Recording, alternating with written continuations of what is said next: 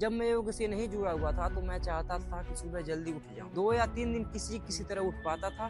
फिर चौथे 5वें दिन से फिर मैं सोना स्टार्ट कर देता था। 7-8 बजे तक सोता था। और रात में मेरा कहानी क्या था, जब मैं योग नहीं करता था, मैं 12 से 1 बजे तक रील्स देखता रहता था। और आज स्थिति ऐसी हो चुकी है कि मुझे 2 या ढाई साल हो चुके हैं। ऐसा कोई भी दिन नहीं गया है कि सूर्य उदय हो रहा हो मैं सोया रहूं। अगर मैं 5 बजे उठता हूँ सुबह तो वो मेरा लेट है। 3:30, 4, 4:30 इतना बजे मैं उठ ही जाता हूँ डेली। कितना भी ठंडी पड़े, कुछ भी हो। योग के पहले मैं क्या था, मैं कोई भी फास्ट फूड चाहता था छोड़ना कि मैं अब नहीं खाऊंगा, अब नहीं खाऊंगा, अब खा लेता हूँ, अब नहीं खाऊंगा।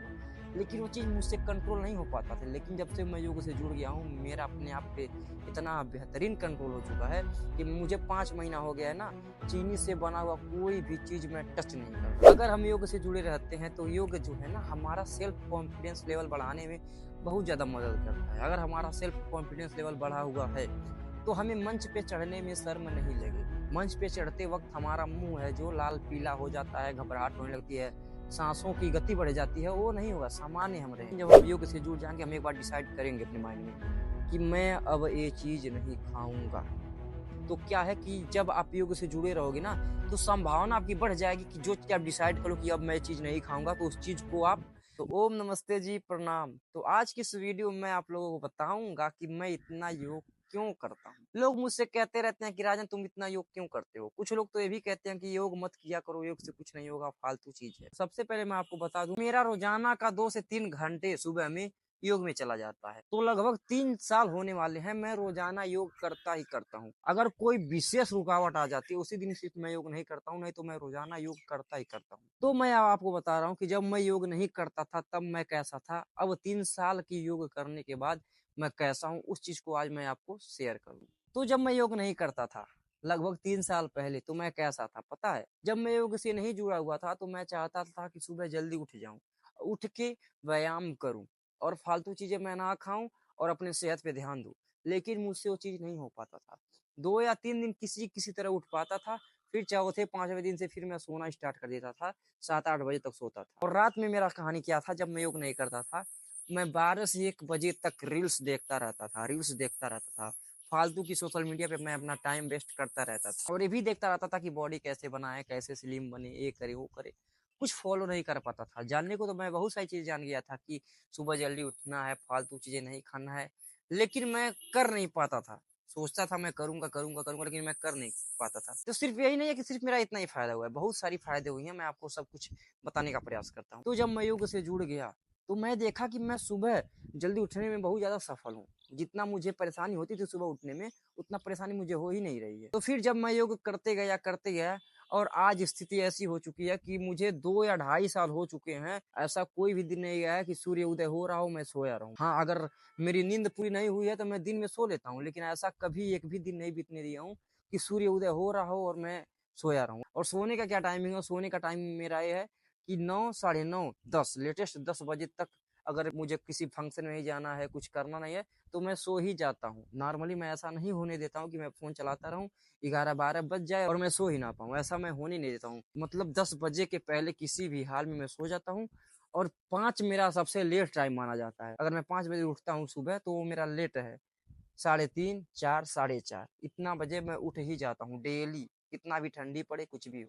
योग का मुझे फायदा हुआ, मेरा टाइम जो है सोने का, उठने का, वो मैनेज हो चुका। और खान पान में भी सुधार हुआ है। योग के पहले मैं क्या था, मैं कोई भी फास्ट फूड चाहता था छोड़ना, छूटता नहीं था। सोच रहा था कि अब खा लूंगा नहीं खाऊंगा, अब खा लूंगा इसके बाद नहीं खाऊंगा, अब खा लूंगा इसके बाद नहीं खाऊंगा। लेकिन जब से मैं योग से जुड़ा हूँ, जो चीज मैं डिसाइड कर ले रहा हूँ कि इस चीज को मैं नहीं खाऊंगा, बहुत हद तक मैं सफल रह रहा हूँ। और आज के डेट में क्या है, मैं कोल्ड ड्रिंक कभी नहीं पीता हूँ, मैं चाय कभी नहीं पीता हूँ, मैं बाहर की चीज़ें फालतू नहीं खाता हूँ, मैं बर्गर नहीं खाता हूँ, मैं पिज्ज़ा नहीं खाता हूँ, मैं चाउमीन नहीं खाता हूँ। मतलब बाहर की जितनी भी जंक फूडें हैं, मैं सारी चीज़ें नहीं खाता हूँ। पहले मैं सोचता था कि मैं अब नहीं खाऊंगा, अब नहीं खाऊंगा, अब खा लेता हूँ, अब नहीं खाऊंगा, लेकिन वो चीज़ मुझसे कंट्रोल नहीं हो पाता था। लेकिन जब से मैं योग से जुड़ गया हूँ, मेरा अपने आप पे इतना बेहतरीन कंट्रोल हो चुका है कि मुझे 5 महीना हो गया है ना, चीनी से बना हुआ कोई भी चीज मैं टच नहीं कर रहा हूँ। टच नहीं कर रहा हूँ मतलब कोई भी चीज मैं खा नहीं रहा हूँ। चीनी, जिस भी चीज में चीनी पड़ जा रहा है, उस चीज को मैं अवॉइड कर दे रहा हूँ।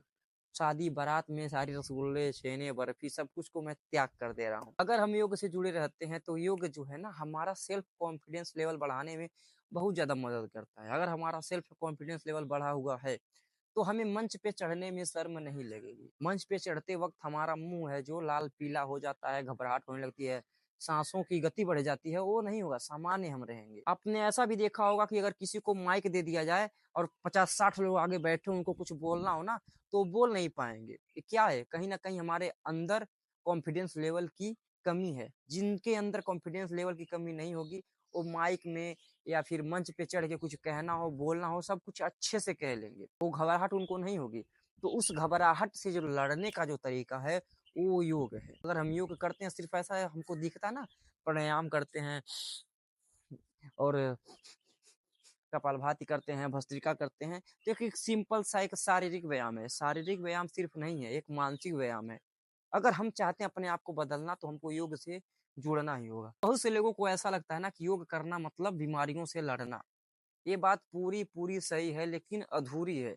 योग सिर्फ़ बीमारियों को ही नहीं खत्म करता है, योग आपके दिमाग को भी बढ़ाता है, आपके अंदर सेल्फ कॉन्फिडेंस को भी बढ़ाता है, आपकी सोचने-समझने की शक्ति को भी बढ़ाता है। ऐसे बहुत से लोग हैं ना सोचते हैं कि मैं कल सुबह से उठूँगा, दौड़ूँगा, ये करूँगा, वो करूँगा, लेकिन जब सुबह होता है तो फिर उनको उनके अंदर आलस्य हावी हो जाती है और फिर कहते हैं आज सो जाते हैं, कल से तो पक्का नहीं, कल से तो पक्का नहीं, कल से तो पक्का नहीं।